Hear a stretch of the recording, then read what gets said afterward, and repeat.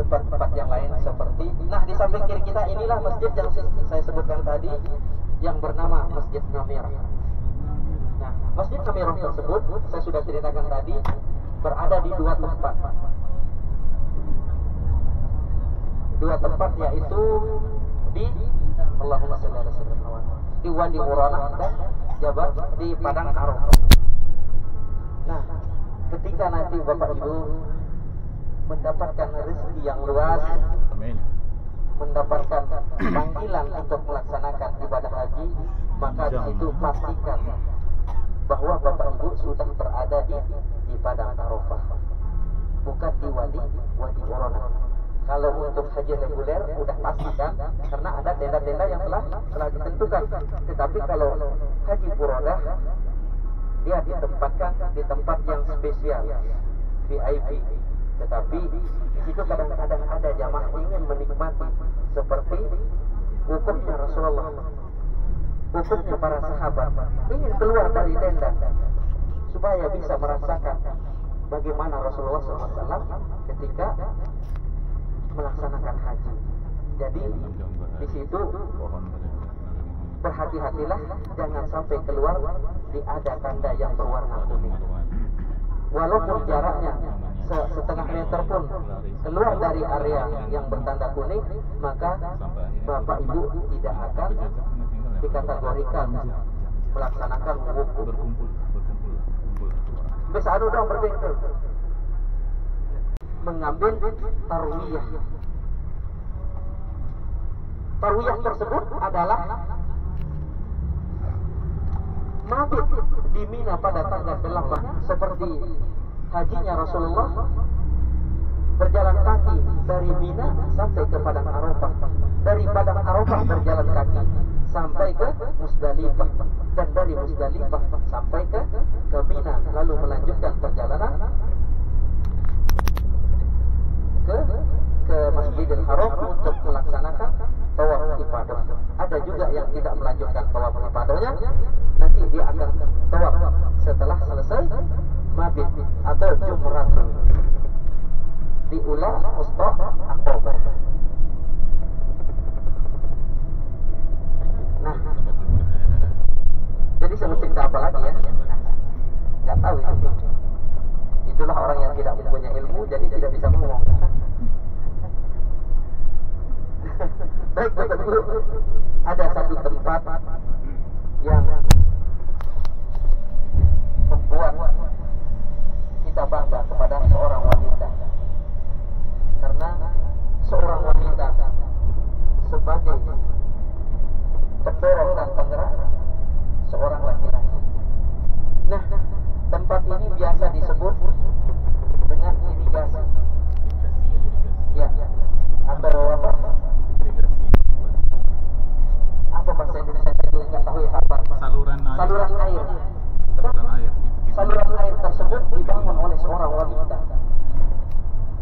Dan wanita tersebut bukan kaya raya seperti Bapak Ibu, manusia biasa, tetapi kaya dengan hati dan pikirannya. Pada suatu saat wanita tersebut datang melaksanakan haji, dan sama kisahnya seperti perjalanan hijrah Rasulullah SAW. Wanita tersebut datang dari negeri yang jauh untuk melaksanakan haji. Sampailah puncak haji, yaitu wukuf di Padang Arafah.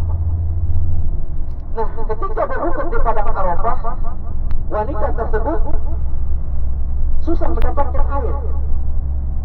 Sedangkan perbekalannya sudah minim. Jika air tersebut akan digunakan untuk minum, maka dia tidak akan dapat sholat. Karena jika air minum tersebut digunakan untuk berwudu, maka dia tidak akan dapat. Karena waktu itu air sangat susah. Di Mekah ini jarang sumur ada. Jika ada pun di tempat-tempat yang tertentu, dan tempat-tempat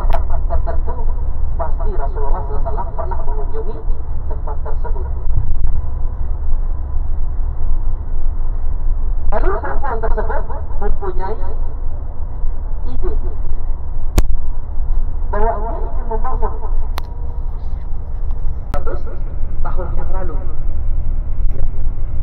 Dan wanita yang membangun ini bernama Zubaidah. Ada yang bernama Zubaidah? Ya, Zubaidah. Katanya ini ada yang nyanyi Zubaidah. Zubaidah. Bernama Zubaidah. Nah, kira-kira banyak biayanya atau tidak Bapak Ibu? Karena jauh. Dialirkan dari Taif. Airnya dialirkan dari Taif Bapak Ibu sampai ke Padang Arafah. Waduh, jauh sekali. Jadi kira-kira biayanya banyak tidak? Dari mana dia dapat biaya? Saluran air. Zubaidah membangun irigasi ini dari mas kawin. Jadi Bapak Ibu nanti jika mempunyai anak gadis, maka mintalah mahar yang banyak.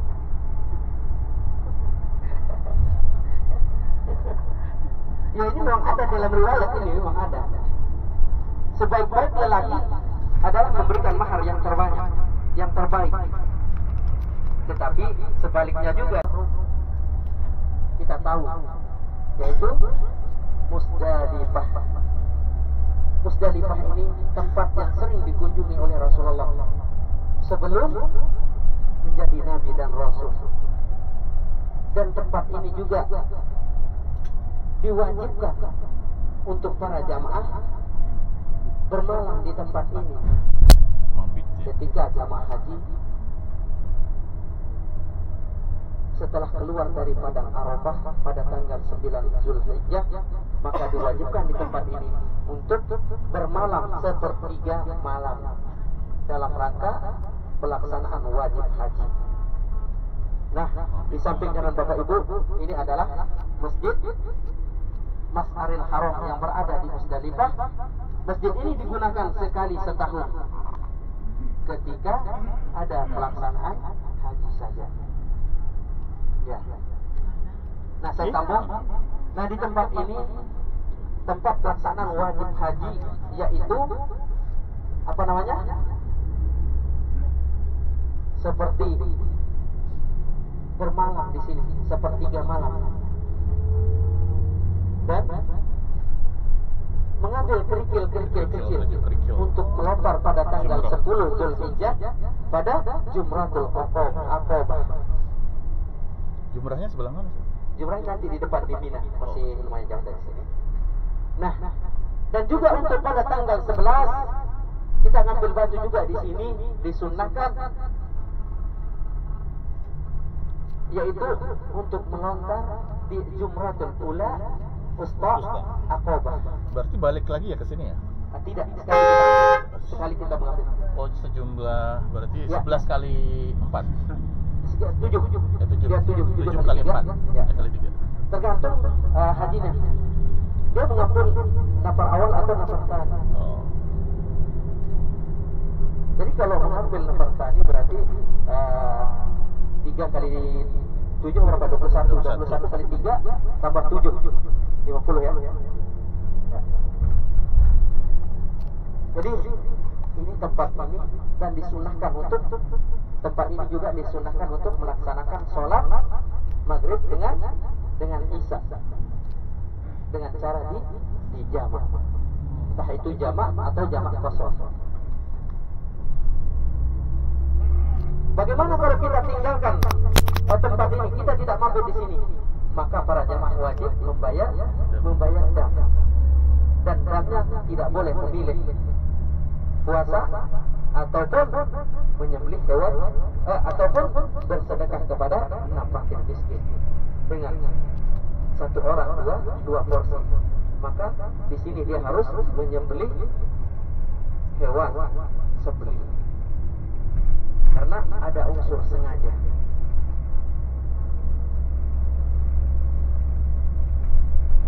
Baik, di depan kita tidak jauh dari Rasulullah SAW pernah terjadi perang. Perang apa? Perang gajah. Perang gajah apa itu? Yang disebut dengan Wadi Mu'asyir. Wadi Mu'asyir ini tempat terjadi perang gajah. Nah, perang gajah ini yang mempunyai apa? Yang dipimpin oleh rajanya bernama Abraha, yang datang dari negeri Ethiopia, yang telah menguasai negeri Yaman dengan tujuan ingin menghancurkan Ka'bah karena merasa iri.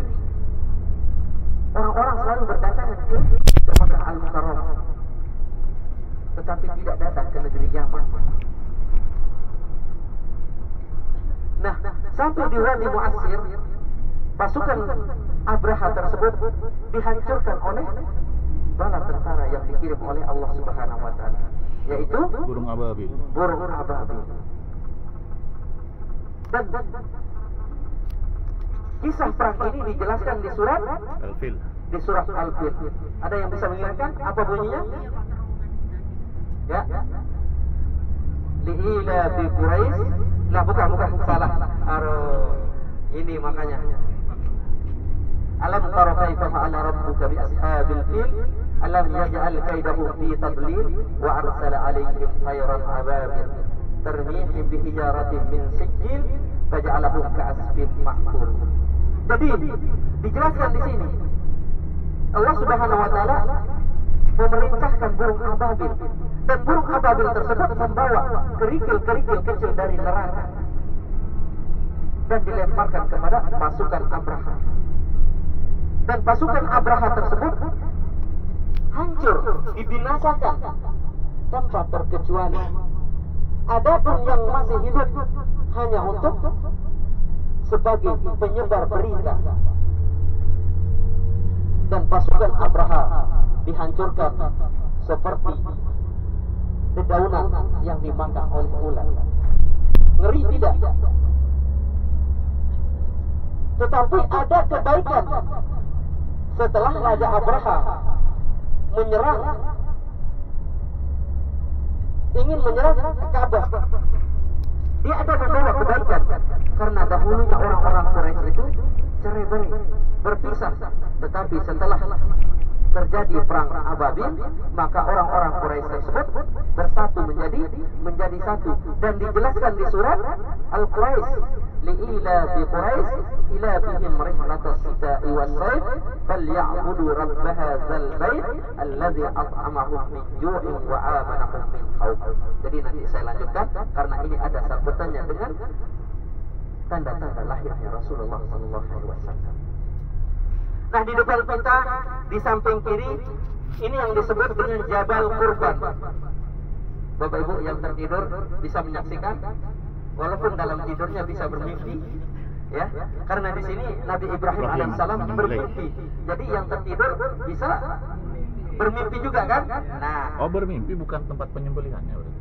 Enggak maksud saya ini. Nah, jadi di samping kiri Bapak Ibu, ini yang disebut dengan Jabal Qurban.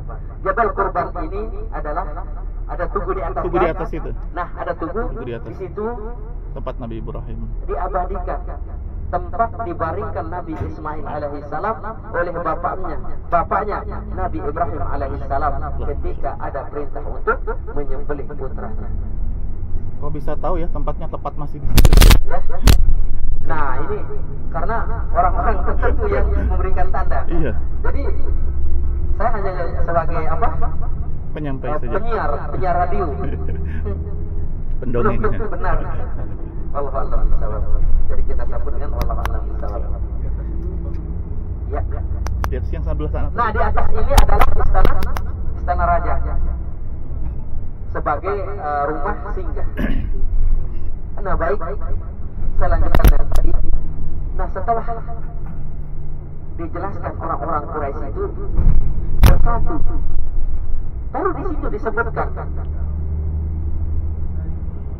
nanti ada seorang pemimpin yang akan lahir yang mendamaikan negeri ini menjadi aman dan nyaman, dan dijelaskan tanda-tanda yang ada pada Rasulullah SAW, yaitu di surat Duha, bahwa Rasulullah itu akan lahir dari seorang anak yatim dan si yatimnya dijelaskan di situ.